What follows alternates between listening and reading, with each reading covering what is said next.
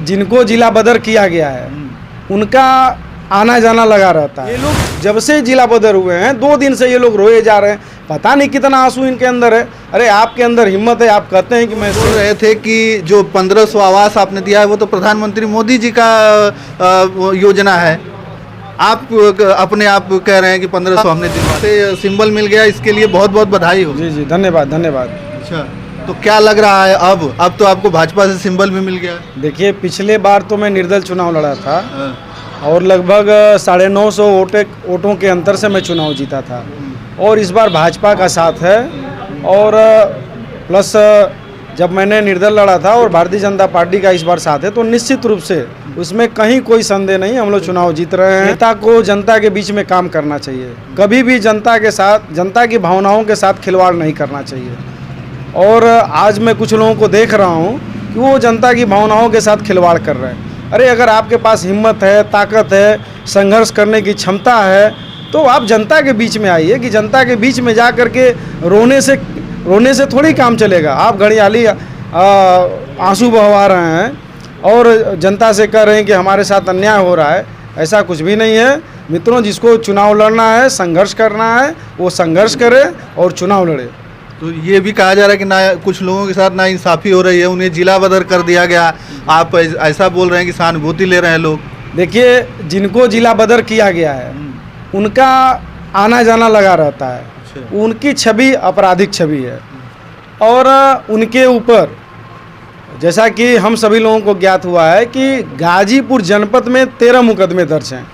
उनके ऊपर गाजीपुर जनपद में 13 आपराधिक मुकदमे दर्ज हैं, जिसमें 8 मुकदमे गाजीपुर कोतवाली में दर्ज है, और 4 मुकदमा जंगीपुर थाने में दर्ज है, और 1 मुकदमा गहमर में दर्ज है। और वो चूँकि छात्र संघ का चुनाव लड़ चुके हैं, और चुनाव लड़ने के दौरान उन्होंने अपने ही अध्यापक को, अपने ही कॉलेज के अध्यापक को बुरी तरह से उन्होंने पीटा था, तभी वो जेल गए थे। उसके बाद उनके ऊपर अभी हाल ही में एक मुकदमा हुआ है, जहां जंगीपुर में एक हरिजन व्यक्ति को, एक जो अनुसूचित जात का व्यक्ति है, उसका मार के उन्होंने हाथ तोड़ दिया था। और आप सबको ये ज्ञात होना चाहिए कि 2012 से ही उनके ऊपर गुंडा एक्ट की कार्रवाई चल रही है, और 2022 में जंगीपुर थाने के हिस्ट्री शीटर बन चुके हैं।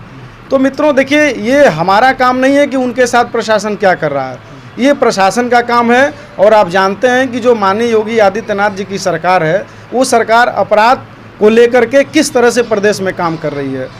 तो भाई, जो अपराध करेगा, जो अपराधी रहेगा, जिसके ऊपर तमाम संगीन मुकदमे दर्ज होंगे, जो पुलिस के साथ ज्यादती करेगी, कानून व्यवस्था को नष्ट करने का काम करेगी, व्यवस्थाओं के साथ खिलवाड़ करेगी, उसके साथ प्रशासन अपने स्तर से निपटेगी। उससे हम लोगों का कोई लेना देना नहीं है। लेकिन ये भी तो सवाल उठा रहे हैं लोग कि आखिरकार चुनाव में ऐसा क्यों हुआ, इससे पहले भी हो सकता था। भाई देखिए, ये हमारा ये प्रश्न आप जिलाधिकारी से कर सकते हैं, पुलिस अधीक्षक से कर सकते हैं, इसका जवाब मेरे पास नहीं है। हम लोग नहीं चाहते थे, हम लोग चाहते थे भाई जो नेता हैं चुनाव लड़ें, मगर भाई प्रशासन को कुछ समस्याएं नज़र आई होंगी, कुछ दिक्कतें आई होंगी, तब उन्होंने जो कार्रवाई किया होगा उसका जवाब तो वही दे पाएंगे।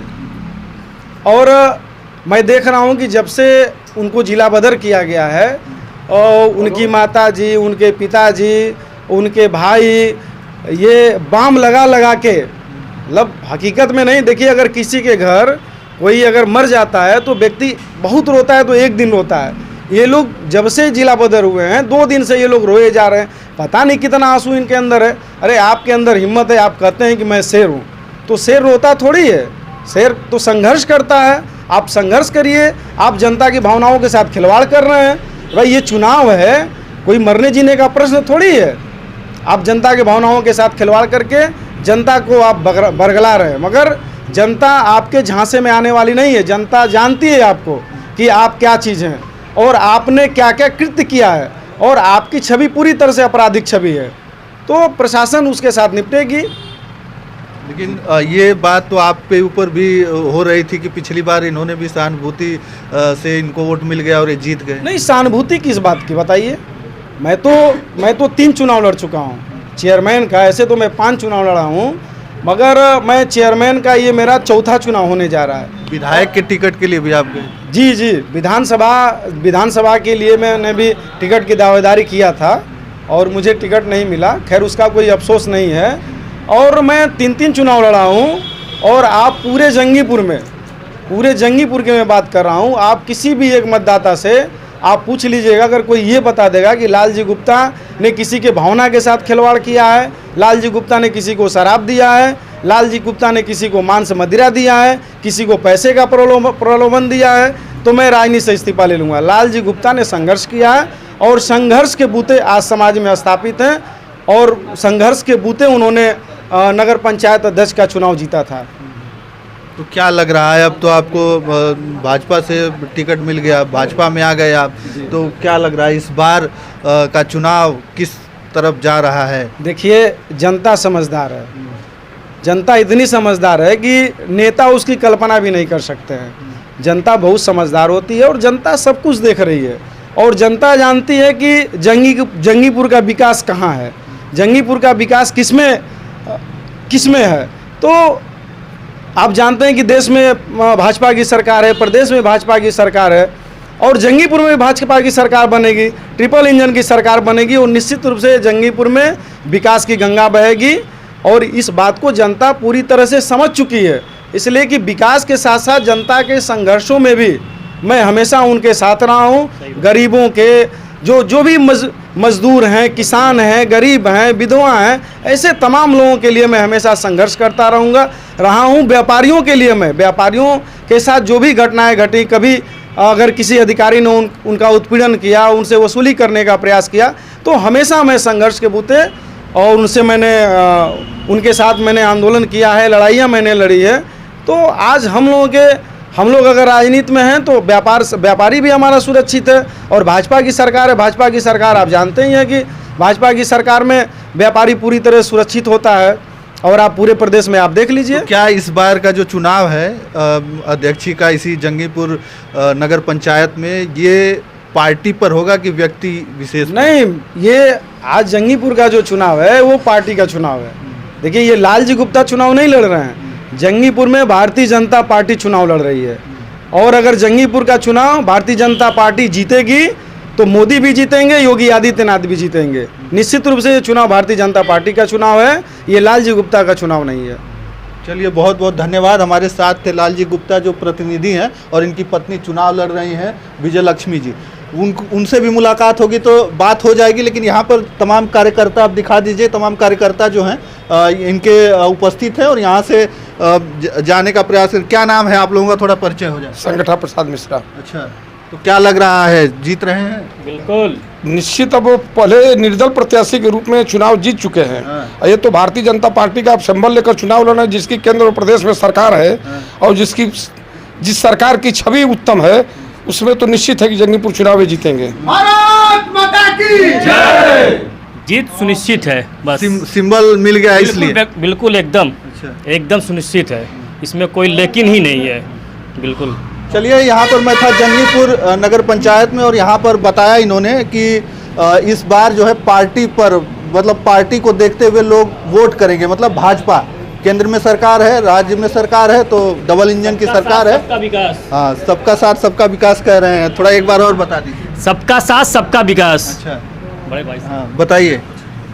निश्चित तौर पर जंगीपुर नगर पंचायत में इस बार भारतीय जनता पार्टी के नेतृत्व में ट्रिपल इंजन की सरकार बनने जा रही है। अच्छा, कुछ लोग आरोप लगाते हैं कि विकास नहीं हुआ, ये नहीं हुआ। निश्चित तौर पे आप देखेंगे कि माननीय मोदी जी के नेतृत्व में आज पूरे देश भर में गरीब तबके जो कभी कल्पना नहीं किया था कि जिनके पक्का मकान होगा, आज जंगीपुर नगर में ऐतिहासिक तौर पे 1500 आवास प्रधानमंत्री जी के नेतृत्व में जो सरकार काम कर रही है उनके द्वारा प्रदान किया गया है। जो भी लाभार्थी हैं वो निश्चित तौर पर ये महसूस कर रहे हैं कि ये सरकार ही हम सबका विकास कर सकती है और ये भाजपा ही एक ऐसी पार्टी है जो सभी समाज को सुरक्षित और भयमुक्त रख सकती है।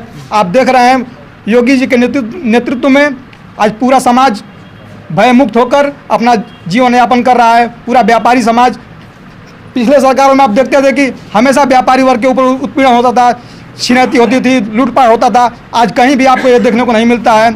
इन सब के साथ निश्चित तौर पे भारतीय जनता पार्टी की सरकार जंगीपुर में भी बनेगी। अच्छा अच्छा, जंगीपुर में भी बनेगी। बताएं, कुछ बोल रहे थे। क्या नाम है आपका? वृंदावन। अच्छा, तो क्या लग रहा है इस बार चुनाव इस बार जो हम लोगों को जीतना है अच्छा जंगीपुर में, कमल खिलेगा कमल चेयरमैन खिलेगा? हाँ। पक्का है? पक्का है, अच्छा 100% है कि कमल खिलेगा। अच्छा, ये क्वेश्चन और रह गया कि लोग बोल रहे थे कि जो 1500 आवास आपने दिया है वो तो प्रधानमंत्री मोदी जी का योजना है।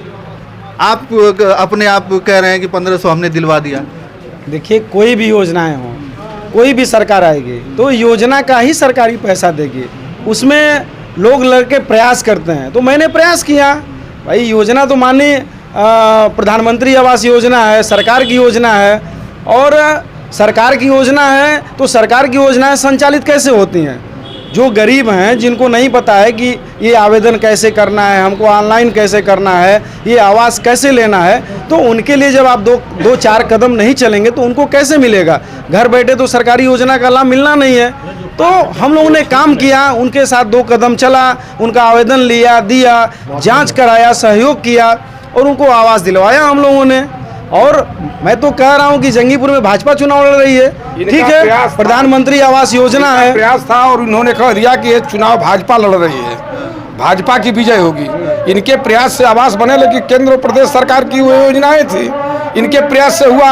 और ये कह रहे हैं कि भारतीय जनता पार्टी यहाँ चुनाव जीतेगी, तो भारतीय जनता पार्टी के केंद्र प्रदेश में सरकारी योजना तो उनकी थी, तो इसलिए ये कह रहे हैं कि भारतीय जनता पार्टी का विजय।